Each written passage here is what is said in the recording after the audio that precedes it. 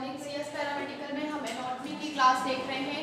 Anatomy में हमारा क्या चल रहा है, हमने एनाटॉमी में स्टार्ट किया है स्केलेटल सिस्टम, है ना।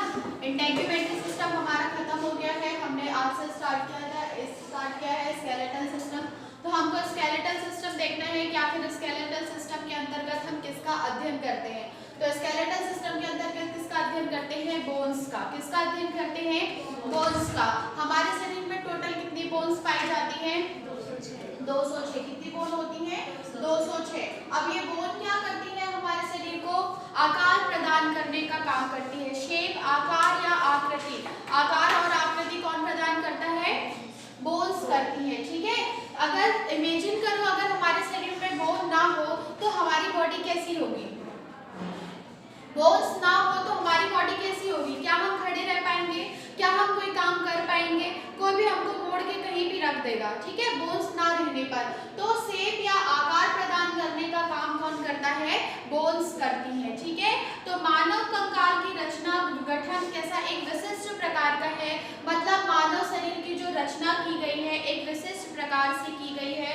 ठीक है, इस मानव शरीर का निर्माण का जो आधार है, जिसको बोलते हैं आधार, तो मानव शरीर का जो निर्माण है उसका जो बेस है वो क्या कहलाता है, बोन्स, मतलब हड्डियां। ठीक है, मानव शरीर का जो आधार है, मानव शरीर की जो रचना का निर्माण हुआ है उसका जो आधार है वो क्या है, बोन्स है। ठीक है, बोन्स से ही मानव शरीर को खड़े रखने, काम करने, ठीक है, किसी भी कार्य के लिए कौन काम करता है, बोन्स। ठीक है, बोन्स ही क्या करता है, सपोर्ट या आकार प्रदान करता है। तो क्या है, बॉडी, ह्यूमन बॉडी का जो बेस है वो क्या कहलाता है, बोन्स कहलाती है। ठीक है, शरीर इनसे एक विशेष प्रकार का क्या पाता है, शेप पाता है।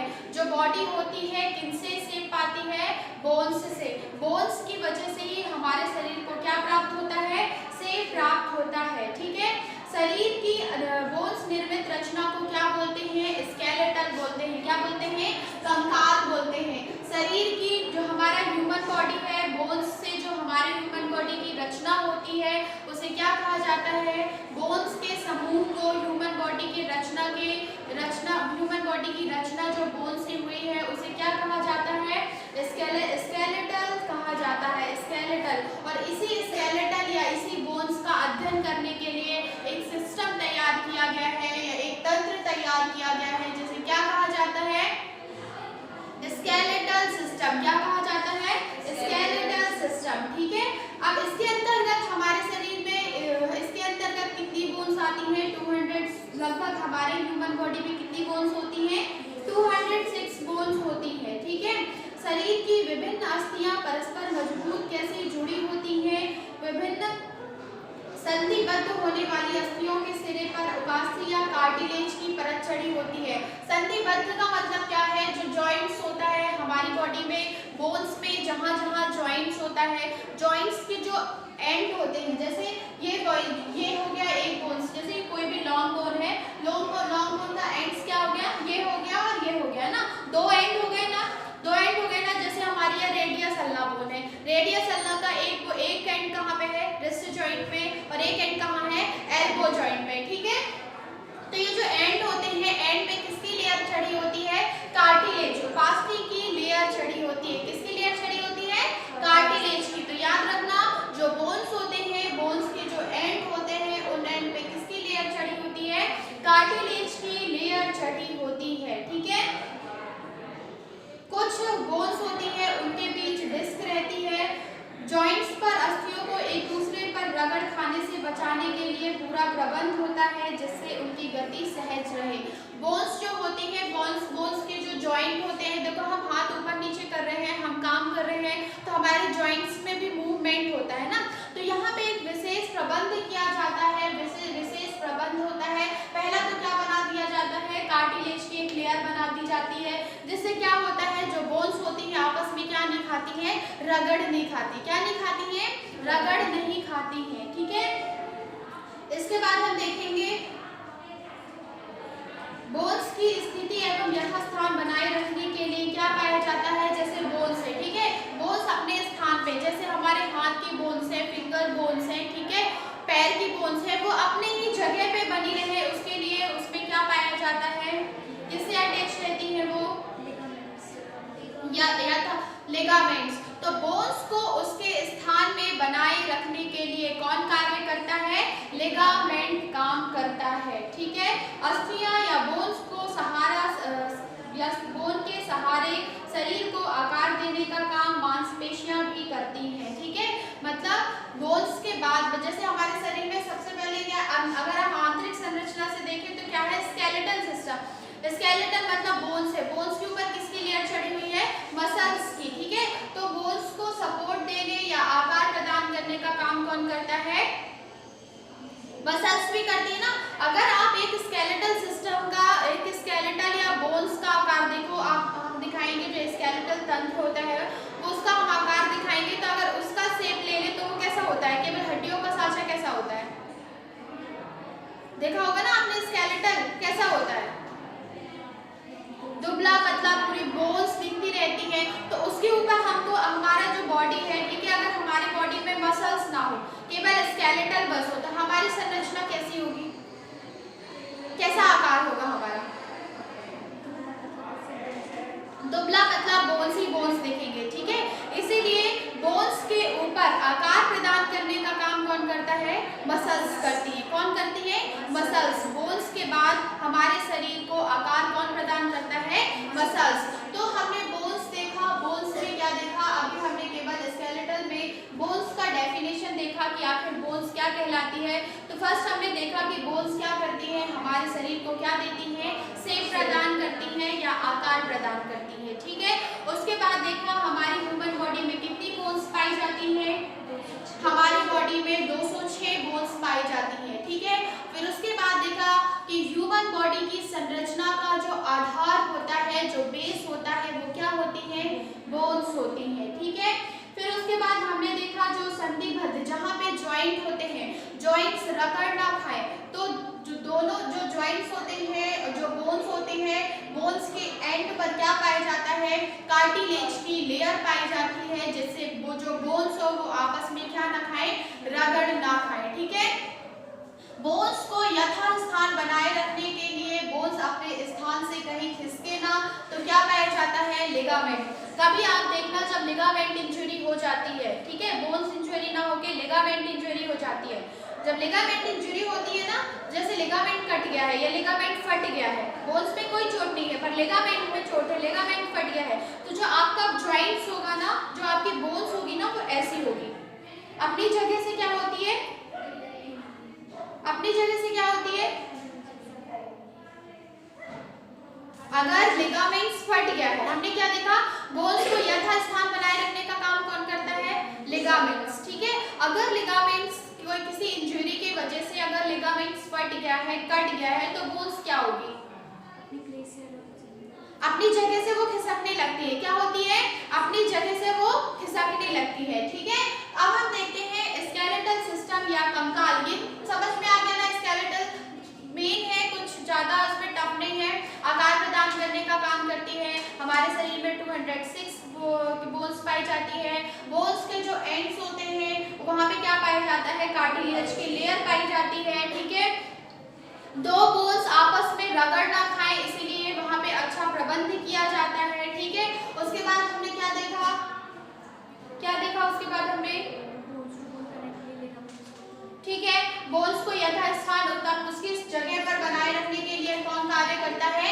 लिगामेंट्स कार्य करता है। ठीक है, बोन्स को हमारे शरीर को सहारा प्रदान करने के लिए, आकृति प्रदान करने के लिए, शेप देने के लिए बोन्स के अलावा मसल्स भी कार्य करती है। ठीक है, फिर उसके बाद हमको देखना है मसल्स के 4 कार्य। ठीक है, तो मसल्स के 4 कार्य में सबसे पहले हम क्या देखेंगे?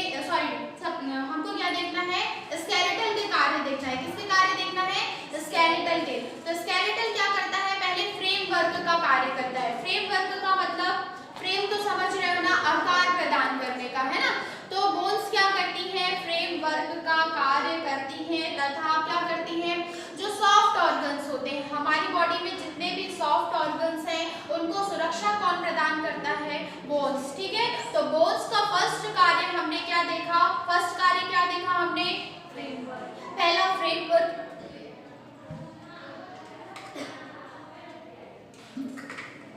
पहला फ्रेमवर्क करती है। दूसरा क्या कार्य करती है?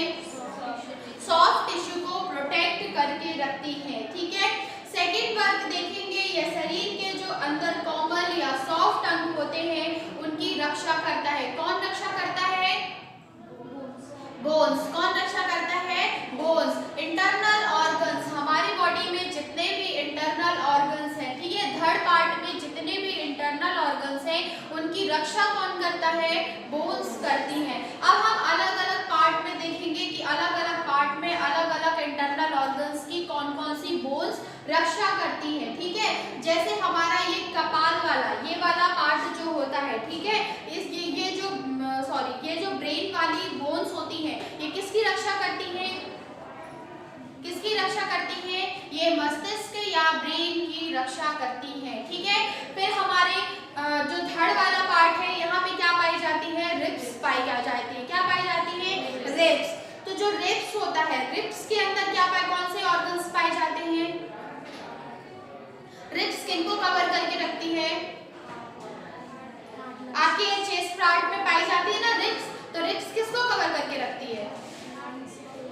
लंग्स को, और किसको? स्टमक को नहीं, लंग्स एवं हार्ट को। आपकी रिब्स केवल यहाँ तक होती है, डायफ्राम के नीचे रिब्स नहीं होती ना, डायफ्राम के ऊपर रिब्स होती है। तो रिब्स किसको कवर करके रखती है? कौन कौन से ऑर्गन्स को? लंग्स को और हार्ट को, ठीक है। अब हमने रिब्स देख लिया, हमने दो देख लिया। पहले जो ऊपर ब्रेन में जो बोन्स होती है वो ब्रेन को कवर करके रखती है। जो रिब्स होती है, रिब्स भी बोन है, वो किसको कवर करके रखती है? हार्ट और लंग्स को कवर करके रखती है, ठीक है। वर्टिब्रल कॉलम, जो पीछे वर्टिब्रल कॉलम होता है स्पाइनल पार्ट में, वो किसकी रक्षा करता है? वो स्पाइनल कॉर्ड की रक्षा करता है, रीढ़ की हड्डी की, ठीक है। फिर जो पेल्विस होता है, ये पेल्विस में भी हमने देखा था ना, पेल्विस कैविटी में जब पढ़ा था, तो पेल्विस में भी बोन्स पाई जाती है। तो पेल्विस में जो बोन्स पाई जाती है वो किन किन इंटरनल ऑर्गन्स की रक्षा करता है? यूरेथ्रा तथा किसकी? रेक्टम की, ठीक है। तो कार्य देखिए, फर्स्ट कार्य में हमने देखा ये फ्रेमवर्क का कार्य करता है। फिर इंटरनल ऑर्गन्स को, सॉफ्ट ऑर्गन्स को क्या सुरक्षा प्रदान करता है? फिर किस किस सॉफ्ट ऑर्गन्स को सुरक्षा प्रदान करता है? तो हमने ब्रेन में देखा, ब्रेन बोन्स जो होती है ब्रेन को सुरक्षा प्रदान करती है। रिब्स जो होता है वो लंग्स और हार्ट को सुरक्षा प्रदान करती है। फिर उसके बाद हमने देखा जो पेल्विस होता है वो रेक्टम तथा यूरेथ्रा को रक्षा या सुरक्षा या प्रोटेक्ट करके रखती है, ठीक है। इसके बाद हम थर्ड देखेंगे, यह पेशियों की सहायता से अस्थि या बोन्स जो जॉइंट्स होते हैं, जॉइंट्स को स्वतंत्र गति करने की क्षमता प्रदान करती है। तो यह जो पेशियों की, मतलब ये जो बोन्स होते हैं, मसल्स की सहायता से क्या करते हैं? जो बोन जॉइंट्स होते हैं, बोन जॉइंट्स को स्वतंत्र गति करने की क्षमता प्रदान करता है, ठीक है। कौन? बोन्स। बोन्स किसकी हेल्प लेता है? मसल्स की हेल्प लेता है। मसल्स की हेल्प से क्या करता है? जो हमारे जॉइंट्स में क्या होता है? मूवमेंट होता है। मूवमेंट होता है ना आपके जॉइंट्स में, आपके जॉइंट्स के वजह से ही आप अपने हाथों या पैरों को चला पाते हो, मोड़ पाते हो। अगर जॉइंट्स ना हो तो क्या आप मोड़ पाओगे? ये आपकी पूरी रेडियस अल्ना बोन है, क्या आप रेडियस अल्ना बोन को मोड़ पाओगे? नहीं मोड़ पाओगे ना। मोड़ते कहाँ से हो आप? जॉइंट से, ठीक है। तो ये किसके, ये जो जॉइंट्स है, ये बोन है, ये किससे सहारा लेकर मूवमेंट करती है? मसल्स से, ठीक है। अब फोर्थ हम देखेंगे, यह अस्थि मज्जा। अस्थि मज्जा मतलब क्या कहलाता है? बोन मैरो, ठीक है। यह बोन मैरो में रक्त कोशिकाओं का, आरबीसी का निर्माण कहाँ होता है? रेड ब्लड सेल्स का निर्माण कहाँ होता है? बोन मैरो में। कहाँ होता है? बोन मैरो में आरबीसी का निर्माण होता है, ठीक है। अब हम देखेंगे, कार्य समझ में आ गया। फिर हम देखेंगे शेप ऑफ द बोन। देखो हमारी बॉडी में अलग अलग पार्ट्स में अलग अलग आकार की बोन्स पाई जाती है, ठीक है। कुछ लंबी बोन्स हैं, कुछ छोटी बोन्स है, कुछ आकार में चपटी है, कुछ आकार में इररेगुलर है। तो ह्यूमन बॉडी, जो पूरा ह्यूमन बॉडी है, उसमें अलग अलग प्रकार की 206 बोन्स पाई जाती है ना। हमारे ह्यूमन बॉडी में सबसे लॉन्ग बोन कौन सी होती है? क्या बोलते हैं इसको? कौन सी बोन होती है लॉन्ग?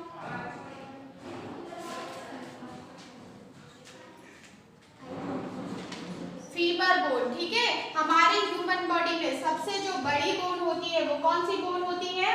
फीमर बोन होती है। तो shape of the bone, shape के आकार पे या शेप के अनुसार हमारी बॉडी में अलग अलग प्रकार की बोन्स पाई जाती हैं। कुछ कैसी होती है? लॉन्ग बोन होती है, कुछ शॉर्ट बोन होते हैं, कुछ फ्लैट बोन होती है, कुछ रेगुलर बोन्स होती हैं, कुछ सिस्मॉइड बोन्स होती हैं।